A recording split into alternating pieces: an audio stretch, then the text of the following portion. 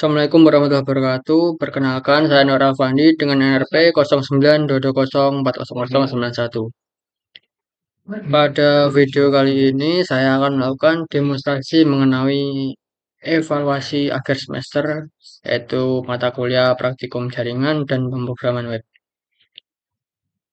Pada soal ini tertera ada 3 soal. Yang pertama, kita diharuskan untuk membuat database yang berisi tabel user dengan kolom yang dilengkapi dengan data tipe length, null, atau not null, primary key, dan lain dengan 7 buah kolom yang berisi ID, username, password, email, first name, last name, dan logadd atau tanggal login. Kemudian setelah kita membuat database, berlanjut ke soal nomor 2, yaitu membuat sebuah skema Prisma dan juga untuk menginstal package-nya. Setelah membuat skema Prisma, kita akan menerapkannya menggunakan RESTful API dengan fitur CRUD atau create, read, update, dan delete. Nah, langkah yang pertama kita akan masuk ke VS Code dulu. Nah, untuk yang pertama pastinya belum ada tampilan seperti ini. Awal-awal kita akan membuat sebuah file bernamakan index.js. Setelah kita buat file index.js nantinya di sini akan kosong, belum ada tampilan program seperti ini. Nah, kita lewati. Kemudian kita akan masuk ke terminal. Kita ketikkan saja npm init, kemudian ada strip y. Nah, maksudnya buat apa? Nantinya di sini setelah kita ketikkan komen npm init strip y sini, nanti akan muncul sebuah file baru yang bernamakan package.json. Nah, di sini. Nah, nantinya akan muncul seperti itu. Kemudian setelah itu kita ketikkan lagi npm install express. Nah, nantinya bakal terinstall extension express dari JavaScript. Nah, seperti ini. Nah, setelah dua tadi kita akan nanti akan muncul dua file namanya package.json dan package.json ini. Nah, kemudian setelah kita install expressnya tadi, kita perlu menginstal Node-emon juga. Nah, Node-emon ini sendiri digunakan untuk menyimpan hasil dari database-nya. Misalnya gimana? Kita ketikkan npm i.node-emon di sini. Nantinya akan terinstall beserta package-nya.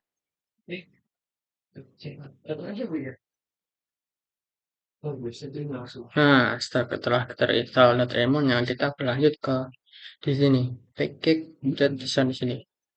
Nah, nantinya akan ada coding seperti ini. Nah, setelah script nanti di sini kita tambahkan sebuah coding baru, jadi di sini API strip service node-emon index.js di sini. Nantinya digunakan untuk soal nomor 3, yaitu untuk RESTful API di sini. Nah, kemudian setelah itu kita running ya, gunakan perintah npm run API dan strip service. Nah, di sini kok error. Nah, soalnya belum saya save filenya. Kita Ctrl S dulu, baik JSON, JSON, dan index.js. Setelah kita save, kita klikkan lagi npm init strip y, nantinya akan tersave dan muncul seperti ini pada terminal.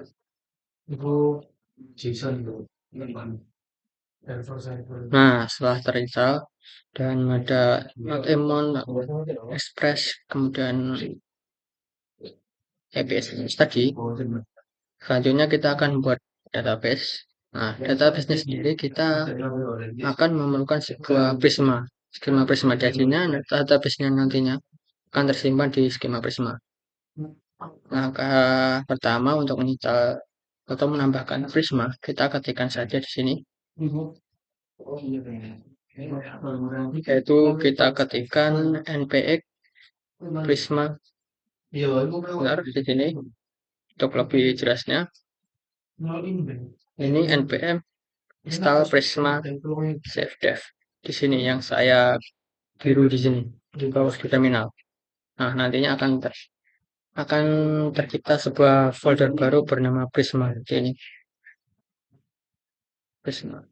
Dan nantinya akan ada sebuah folder baru, ini namanya INV. Kita jangan otak-atik dulu. Nah, setelah ada dua folder Prisma di sini, kita beralih ke skema Prisma di sini untuk pembuatan database.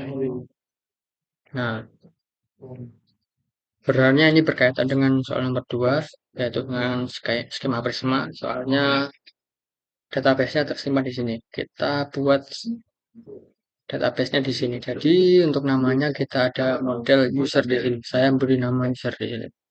Untuk ID, tipenya itu integer. .id, kemudian default auto increment yang berarti di sini primary key untuk ID-nya. Dan username data tipenya string dan add unique yang berarti data ini akan apa ya, tidak sama atau mungkin random. Dan password, email, first name, last name, string juga. Dan yang membedakan di sini emailnya pakai email dan username pakai unique. Dan untuk login atau tanggal login, kita tipenya date time, kemudian ada add default, berarti tanggalnya berdasarkan tanggal sekarang. Setelah kita buat ini, kemudian kita isikan di sini providernya apa, MySQL. Oh ya, dan jangan lupa untuk mengaktifkan XAMPP di sini. Di sini saya aktifkan XAMPP, baik Apache dan MySQL-nya saya aktifkan. Dan kemudian URL-nya di sini env database underscore URL. Nah, dari mana itu? Nah, kita perlu buat namanya di sini, env tadi. Ketik di sini. Nah, kita harus isi berdasarkan alamat MySQL kita. Di sini alamat MySQL saya berdasarkan pos XM yaitu di 3306. Maka saya ketikkan di sini MySQL localhost 3306. Nah, seperti ini. Kemudian kita untuk memanggil hostnya tadi, panggil localhost di sini kita ke scheme Prisma, kita isikan lagi database underscore URL. Ini ada database-nya. Nah, itu untuk nomor 1 dan nomor 2, yaitu beserta PKX-nya. Setelah kita membuat sebuah database di skema Prisma, selanjutnya kita akan melakukan migrasi data di SQL. Caranya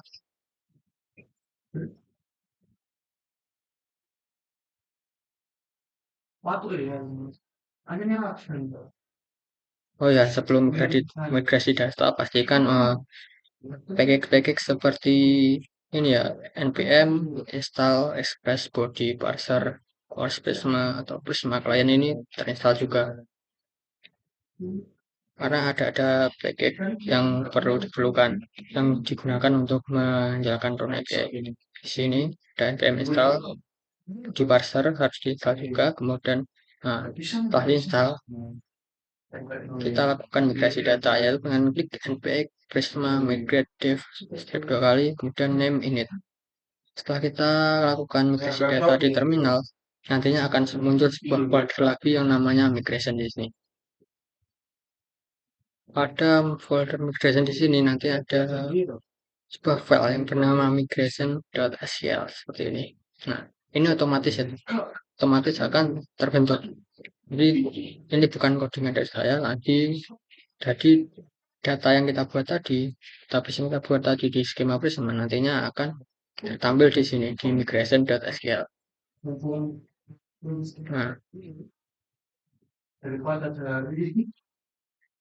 Nah, kemudian jika kita sudah melakukan migrasi,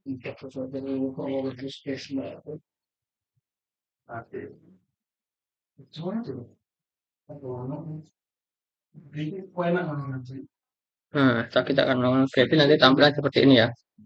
Database sync with your schema, artinya database-nya tersinkron dengan skemanya. Seperti ini. Nah, kemudian untuk menampilkan tabelnya, kita ketikkan saja npx prisma studio seperti ini. Nanti tampilannya akan seperti ini, teman-teman. Bentar. Ya, ini. Nanti tampilannya akan seperti ini. Nah, di sini beranya kalau belum kita isikan, nantinya akan kosong. Nah, berhubung sebelumnya saya sudah akan buka, pasti semua masih di sini. Maka di sini ada sini. Nanti kita akan coba tambahkan lagi ya. Nah, ini Prisma Studio yang menyimpan tabel-tabel yang berisi ID, username, password, email, name, dan tanggal login. Kita kembali lagi ke Visual Studio. Setelah kita lakukan Prisma Studio, kita oh ya, nanti setelah Prisma Studio kita akan lakukan di sini. Tampil HTTP localhost 55. Berarti sesuai dengan localhost di Prisma Studio. Sama. Setelah Prisma Studio jadi, kita akan melakukan fungsi CRUD di sini. Untuk fungsi CRUD sendiri kita kembali lagi ke file yang bernama index.js di sini. Nah, di sini ada fungsi CRUD yang nantinya akan terhubung menggunakan Postman. Di sini ada berbagai fungsi, yaitu kita menggunakan fungsi get di sini. Yang di sini menggunakan get itu digunakan untuk fungsi read. Kemudian ada fungsi post di sini, yaitu untuk fungsi create dan fungsi put untuk fungsi update, dan yang terakhir ada fungsi delete. Nah, di sini untuk const user kemudian sama dengan await prisma data user, kita harus samakan sesuai dengan nama yang ada di bentar.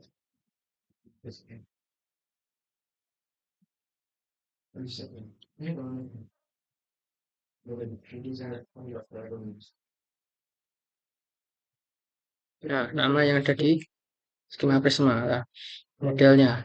Kalau saya kan namanya model user, maka harus sesuai dengan yang ada di skema prismanya. Maka kita isikan di sini, yaitu di sini prisma.user harus sama semuanya.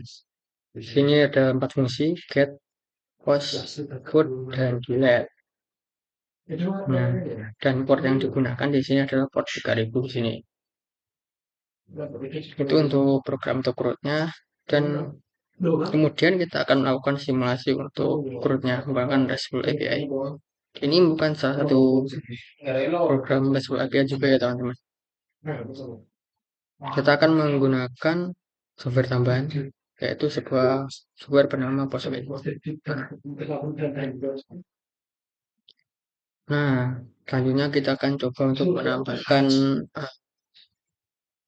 data untuk masuk ke database. Kita gunakan fungsi post, yaitu untuk fungsi create. Coba kita edit ini, kita username. Kita buat ya.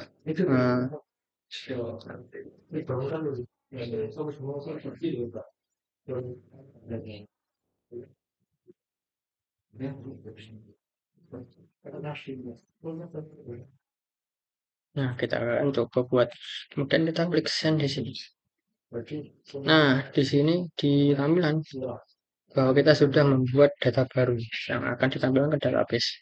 Untuk mengeceknya bagaimana, kita akan beralih ke Prisma Studio. Nantinya di sini setelah saya refresh akan tertambahkan data baru. Nah, tertambah ya, sesuai dengan yang kita buat di Postman. Itu adalah fungsi create. Kemudian yang kedua ada fungsi read atau membaca. Fungsi read di sini kita menggunakan fungsi get di sini. Misalnya saya ingin membaca atau melihat data ID untuk nomor 26. Di sini caranya kita ketikkan di sini di get ini. Dan oh ya, saya lupa menjelaskan ya. Untuk URL di sini harus sama sesuai localhost yang kita buat di API tadi. Di sini localhostnya kan 3000, harus sama juga. Harus sama 3000 agar terkoneksi, duanya terkoneksi. Nah, kita ke fungsi get tadi lanjutkan. Satu fungsi membaca. Ya, kita ingin membaca untuk ID nomor berapa? 26. ID 26 kita klikkan di sini dan kita klik send. Nah, tertampil ya. ID-nya surname siapa? Sama dengan tertampil di Prisma Studio sesuai dengan database-nya siapa. Baik, email, surname, password, username, last name, semuanya tertampil sama. Itu adalah fungsi untuk create. Kemudian ada fungsi update. Di sini update menggunakan fungsi input. Misalnya saya ingin merubah data untuk ID nomor 27 di sini. Kita akan coba merubah passwordnya. Coba kita ubah.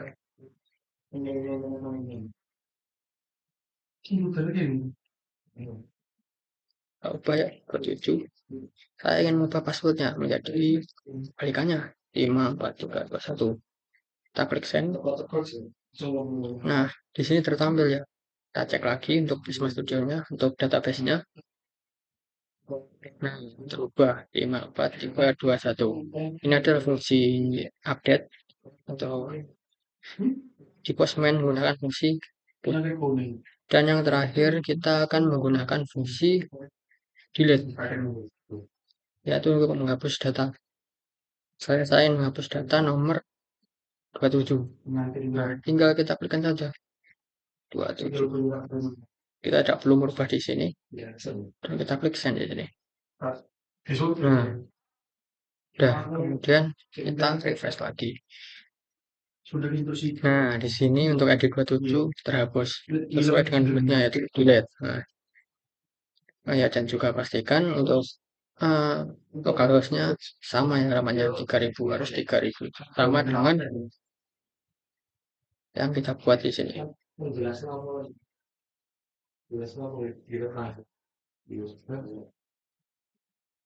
Nah, itulah fungsi dari keempat yaitu keterangan yaitu create atau create yaitu fungsi postman menggunakan fungsi post, kemudian fungsi read menggunakan fungsi get, kemudian update menggunakan fungsi put, dan yang terakhir delete.